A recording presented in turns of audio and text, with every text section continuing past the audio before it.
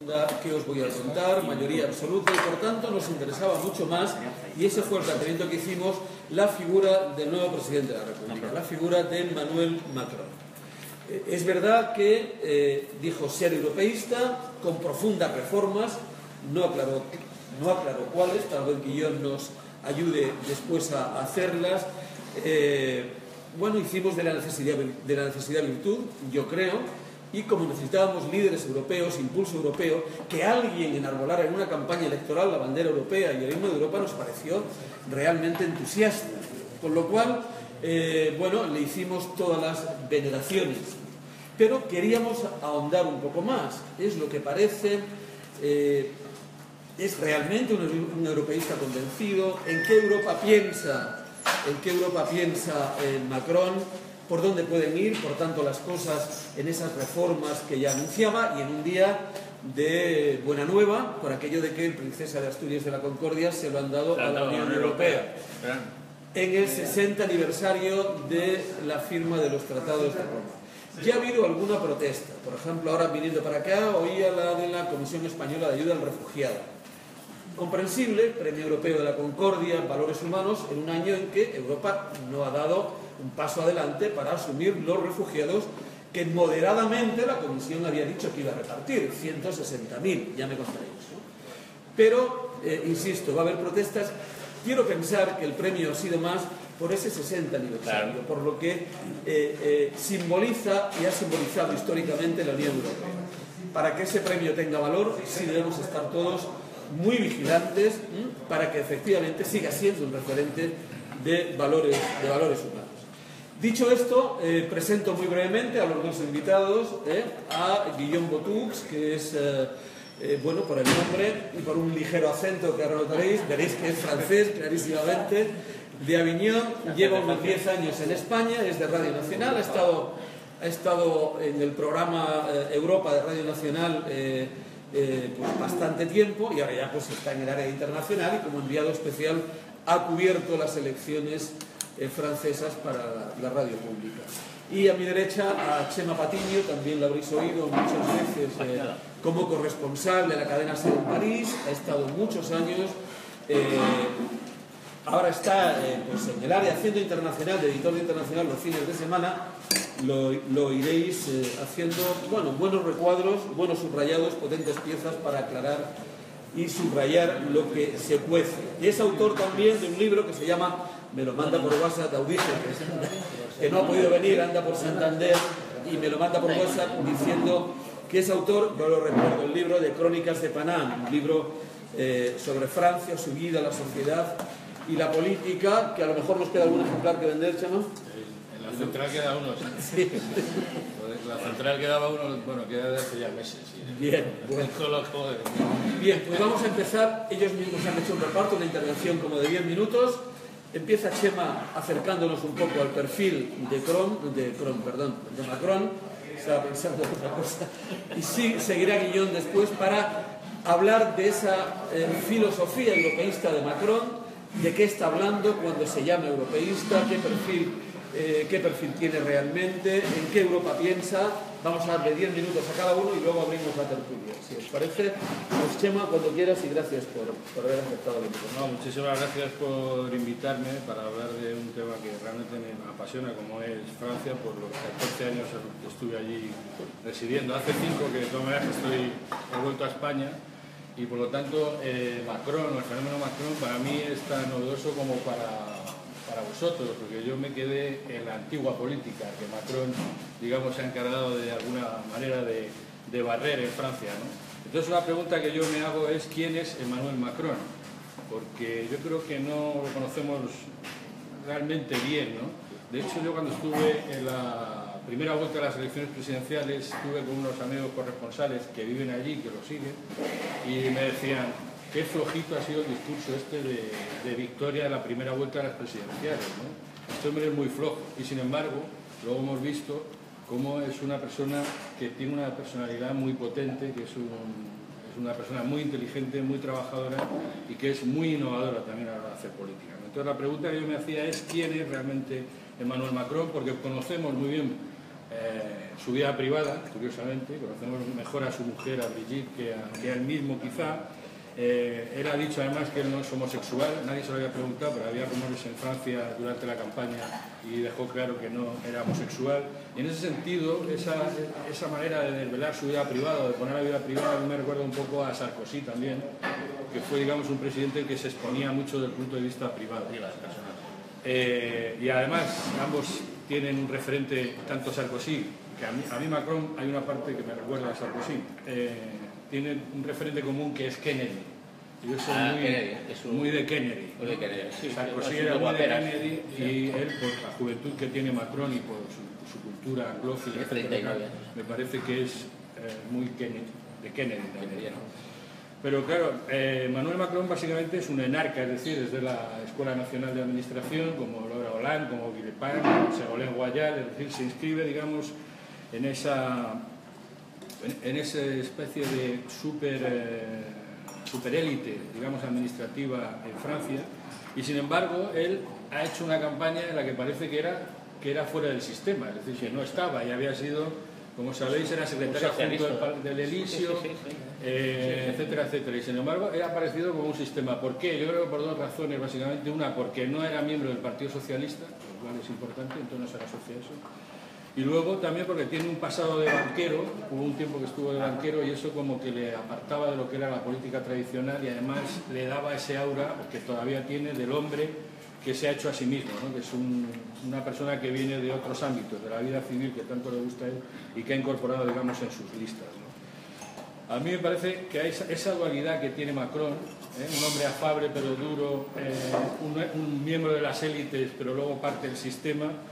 Será incluso en su vida privada. Ayer estuve viendo un documental que hizo TF1 que le siguió durante la campaña y, por ejemplo, es una persona joven, como está diciendo, pero es abuelo, porque su mujer tiene nietos. Entonces uno de los nietos en ese documental le llama papi, que es como se llama a los abuelos, no a los papás. ¿Tiene hijos con su mujer? No, ya no tiene hijos. No, pregunto.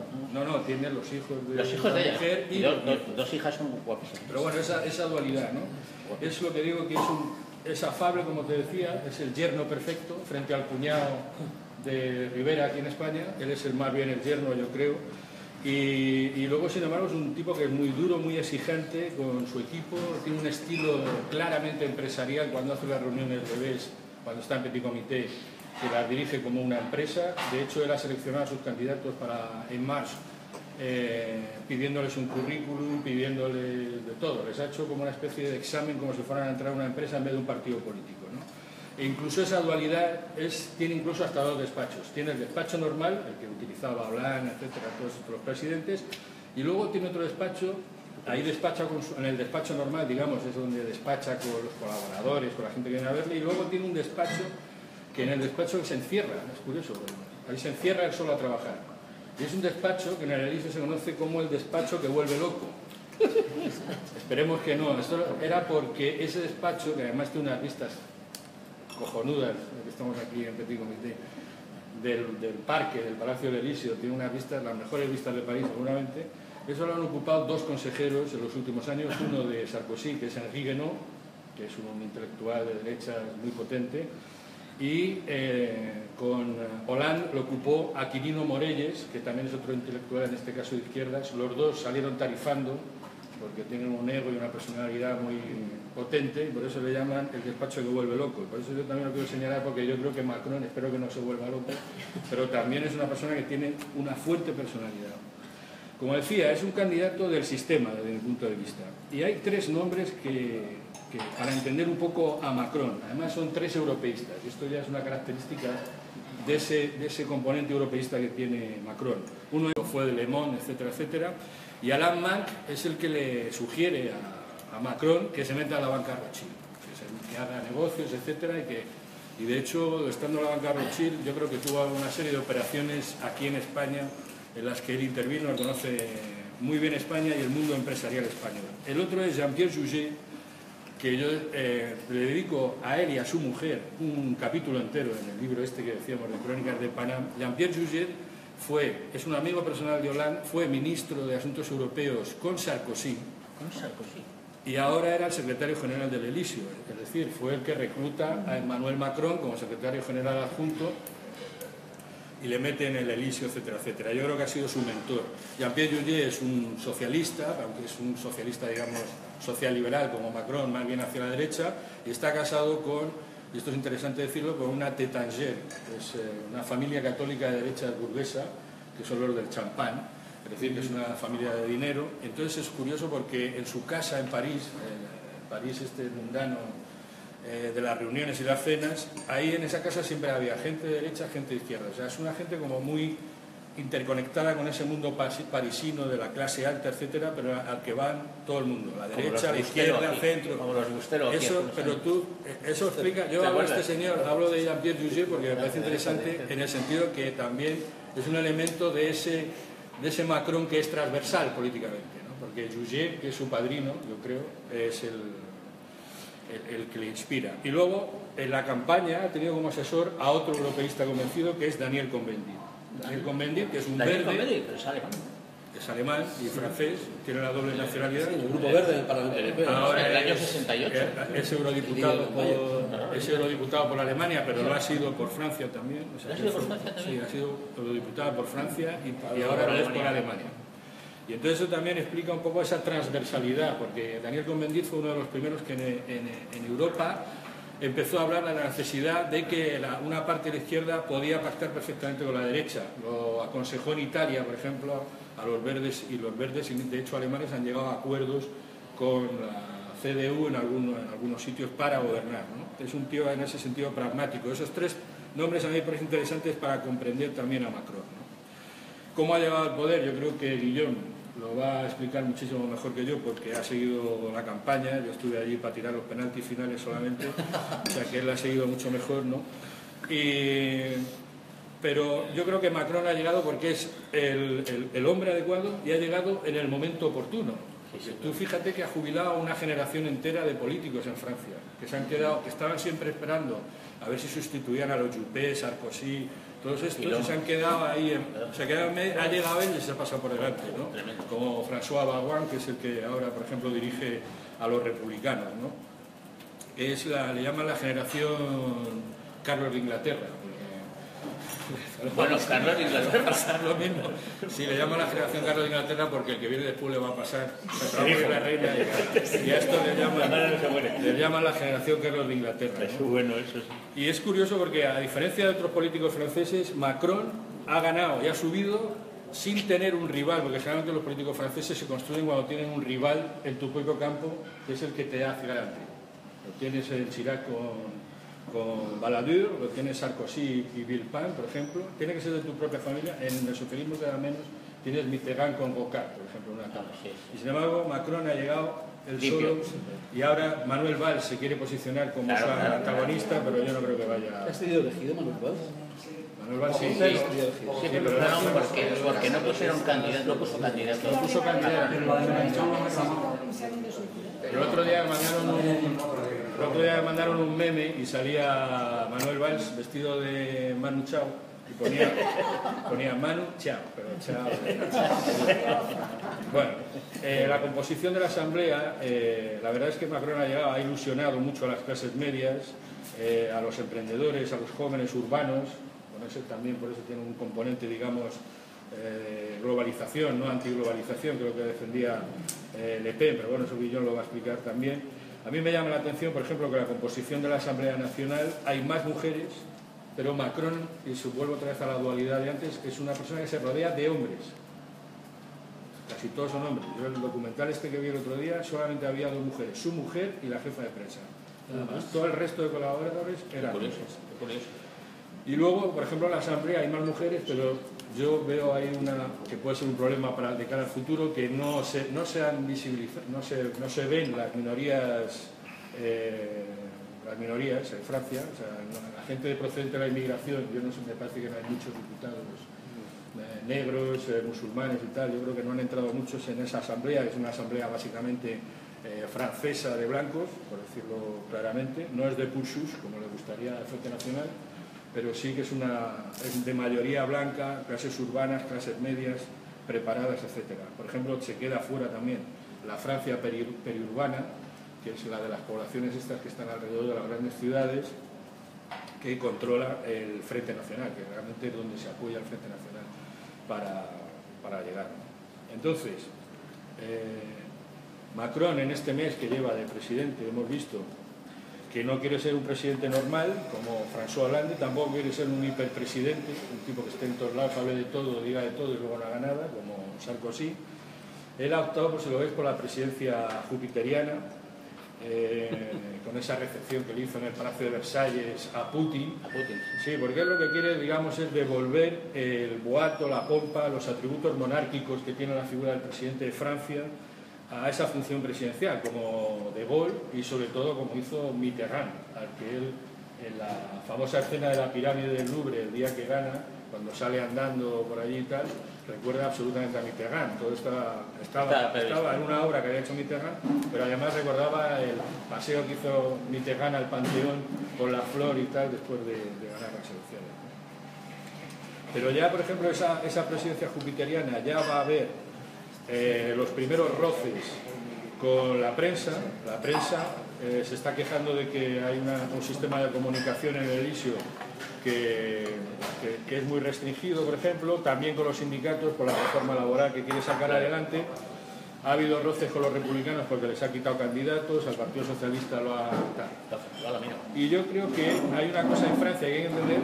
En Francia siempre hay una serie de mecanismos que podríamos llamar los contrapoderes, que no es que los mueva nadie, sino que existen pues, de per se, y que si os fijáis bloquean al país.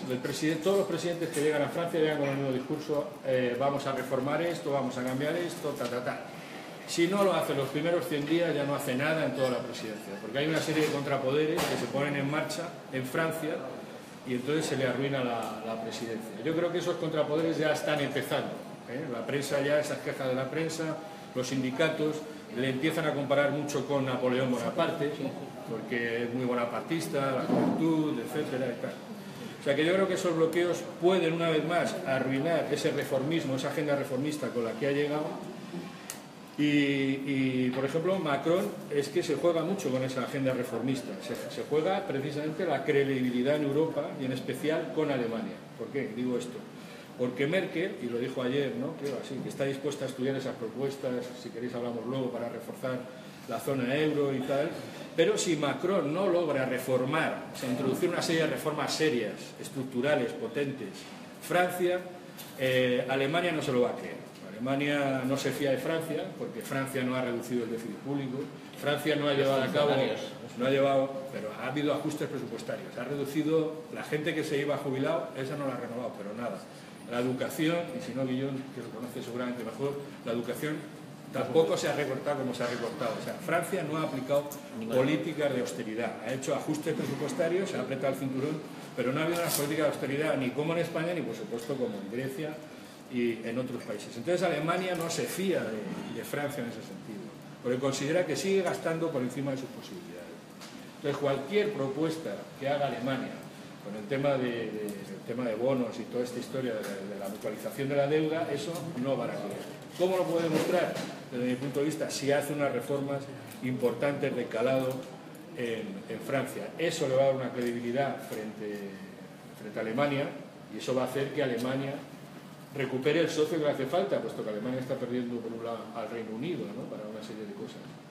O sea, en ese sentido, yo creo que, ya para terminar, creo no obstante, con toda esta historia, creo sinceramente que Macron es un dirigente que le viene muy bien a Europa en estos momentos, porque es joven, porque tiene una dinámica muy interesante y porque sobre todo ha conseguido devolver la ilusión a Francia. Porque Francia es un país que está todo el día quejándose, es una banda de pesimistas, están todo el día se quiere tomar mano, y sin embargo parece que les ha devuelto la ilusión, ¿no? Otra vez poderse creer lo que son en realidad, que es un gran país, que es un país muy rico, que tiene una educación, unas élites sumamente preparadas y que es uno de los motores de Europa, ¿no? Y yo creo que con esto... Perfecto. Bien.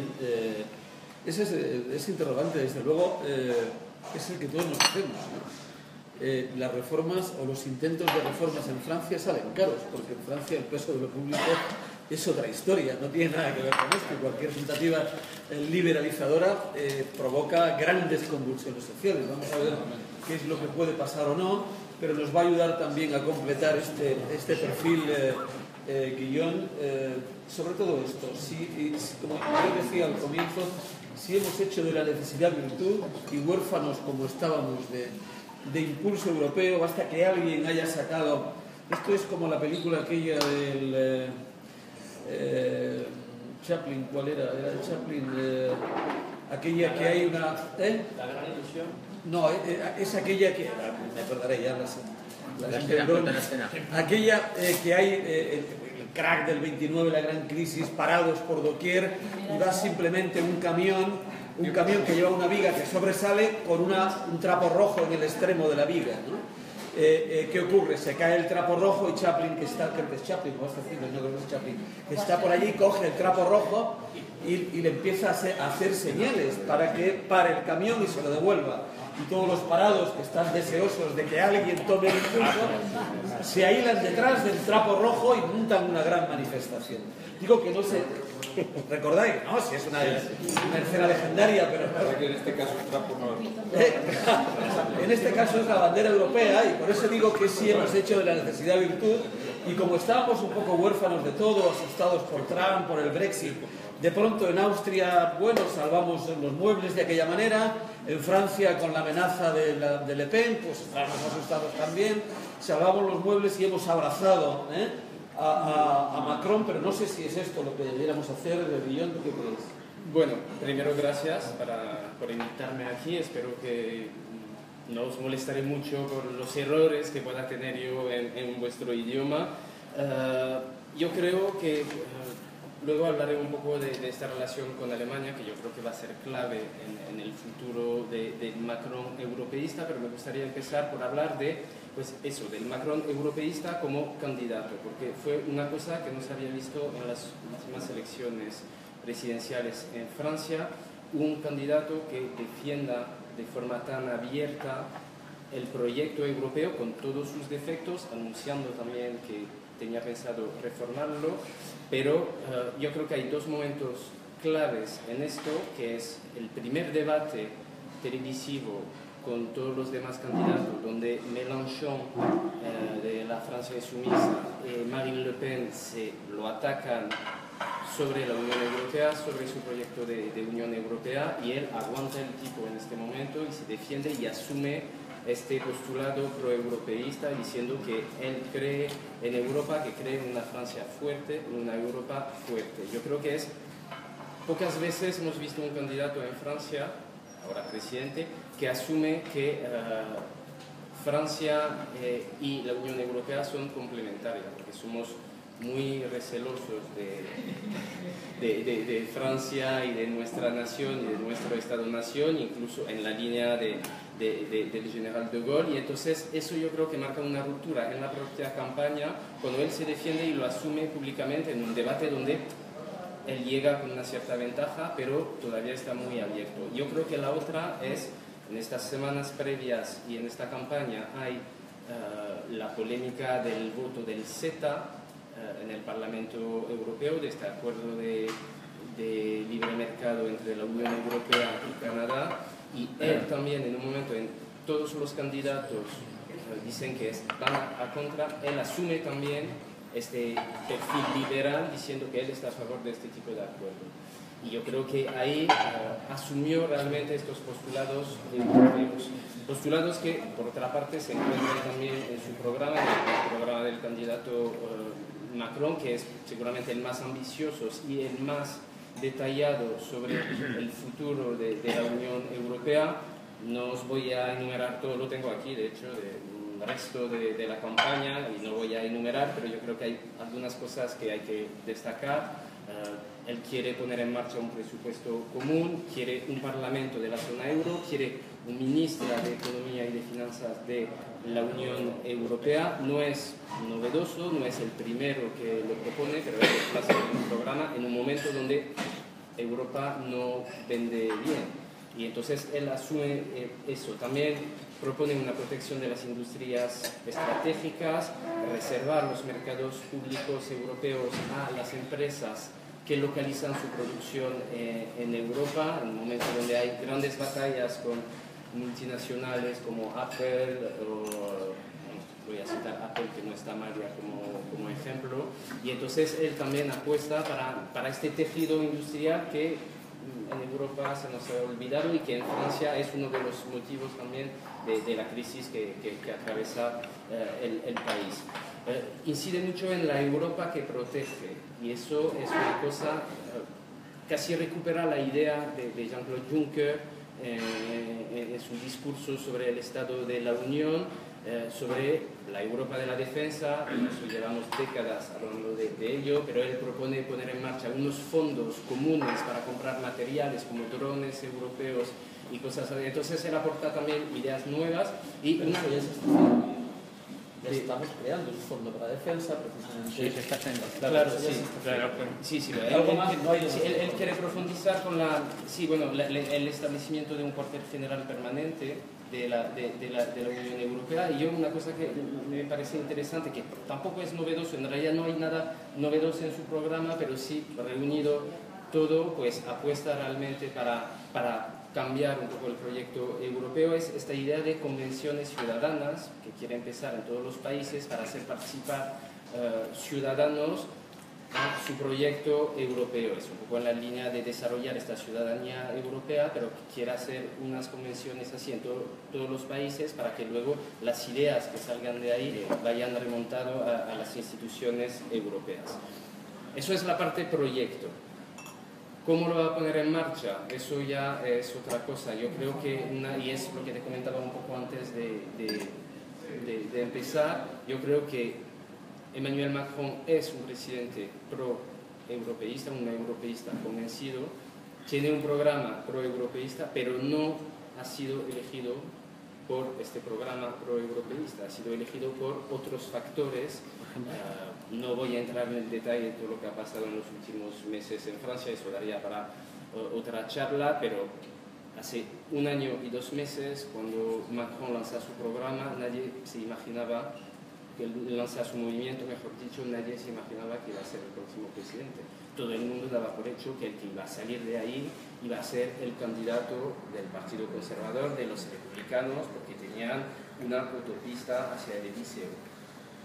Las primarias, un partido dividido, el escándalo Fillon, los socialistas que se destrozan unos con otros, pues Macron, una muy buena gestión también de su campaña, este impulso, este optimismo del que tú hablabas, Chema, que era algo novedoso, gente nueva que llega, fórmulas nuevas también que llegan, como más asambleario, las redes sociales, pues ha pegado, se puede decir, un pelotazo, pero que yo creo que él, ni siquiera él, yo creo que él esperaba suplantar al Partido Socialista, pero lo ha suplantado, pero yo creo que en los republicanos todavía no entienden cómo han podido perder unas elecciones que estaba por hecho que iban a ganar.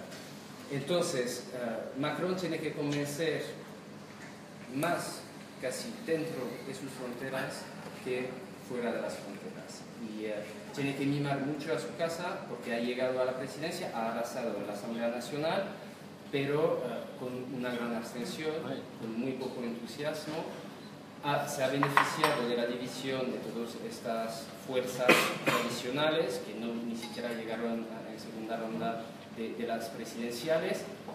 Hay movimientos euroescépticos y eurofobos muy fuertes en Francia, porque si se toman los resultados de las presidenciales de la primera vuelta, entre las dos formaciones más críticas con la Unión Europea, que es la extrema derecha y la extrema izquierda, suman más del 40% de los votos.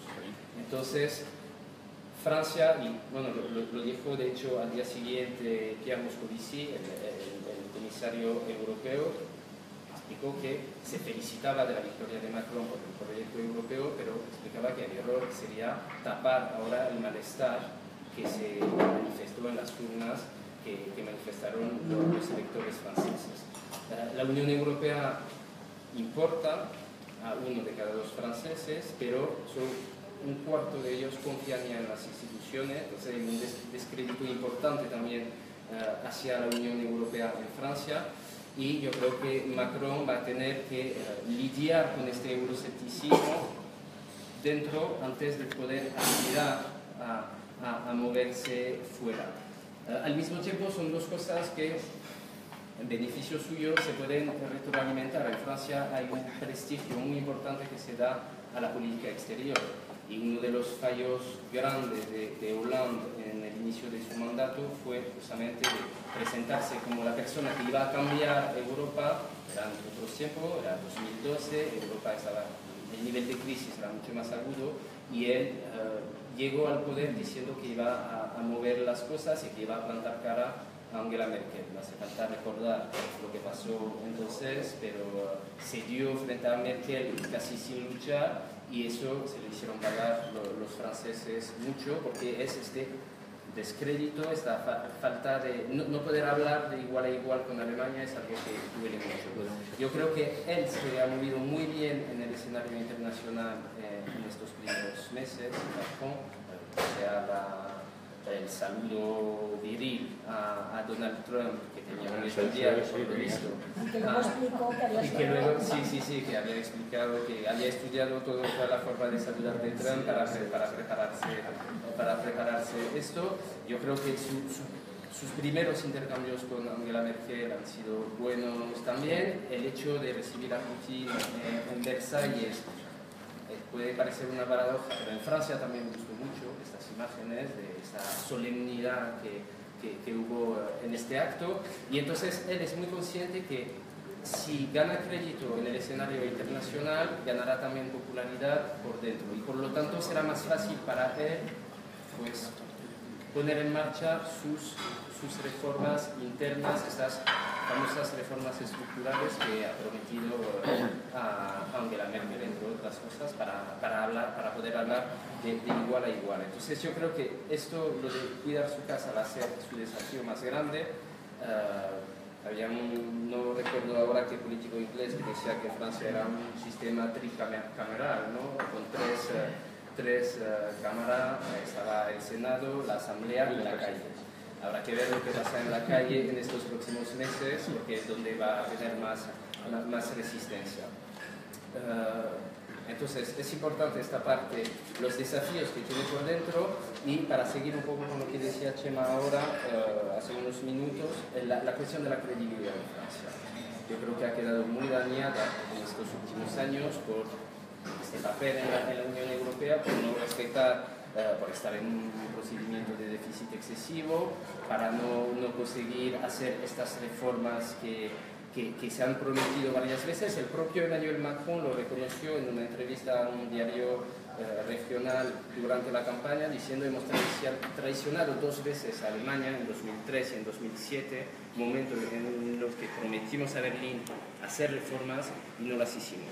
Él se ha comprometido a hacerlo, incluso a hacerlo vía decreto ley. La reforma laboral, que es la que quiere aprobar en estas próximas semanas, será por decreto ley. Y luego se ha comprometido también a rebajar este déficit y una economía de 600.000 millones de euros en 5 años, que pasará a suprimir 120.000 puestos de funcionarios. Pero es de las cosas para entrar, digamos, para demostrar que Francia puede respetar estas reglas europeas y por lo tanto volver a hablar de igual a igual con Berlín. Yo creo que es una cosa que se toma muy en serio, volver a activar este eje franco-alemán. De hecho, su consejero en diplomacia es Philippe Etienne, es seguramente una de las personas en Francia, yo lo añadiría a estos tres nombres que mencionaste antes, que mejor conoce Europa.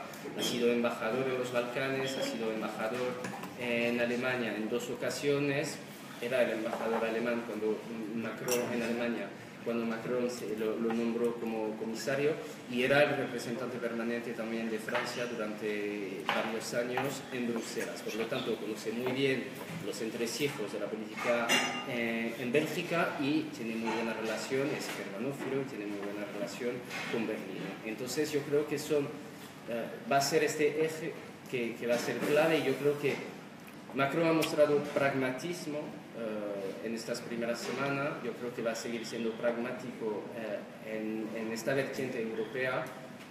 No va a prometer grandes cosas porque además tiene esta experiencia de Hollande, que le salió rana hace 5 años. Yo creo que se va a dedicar también a reconstruir este eje franco-alemán en estos primeros meses, porque sabe que a partir de ahí podrá ir construyendo reanudar, digamos, el proyecto europeo con todas estas ideas que ya están en la mesa. Para terminar, tiene el viento en popa. Las perspectivas en Francia, las perspectivas económicas son mejores para este año. De hecho, son las mejores previsiones económicas que salieron hace unos días desde 2011. Entonces, eso le puede ayudar también a llevar a cabo estas reformas estructurales. Yo creo que es clave estos 100 primeros días, este verano. Vamos a ver qué respuesta tiene en la movilización. Los límites que le veo, si les puedo poner unos límites. Yo creo que él es muy consciente que a la Unión Europea le irá bien si le va bien a Francia y viceversa. Entonces yo creo que realmente va a ser una persona comprometida con la Unión Europea. Me pregunto qué va a ser de su formación política en el Parlamento Europeo, que no deja de ser un órgano importante para el funcionamiento de las instituciones, y ahí hasta 2019 no tiene nadie.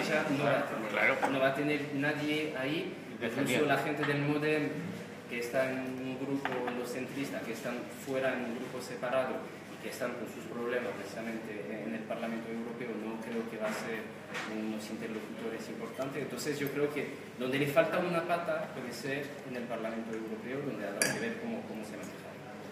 Muy bien, Guillón, muchas gracias.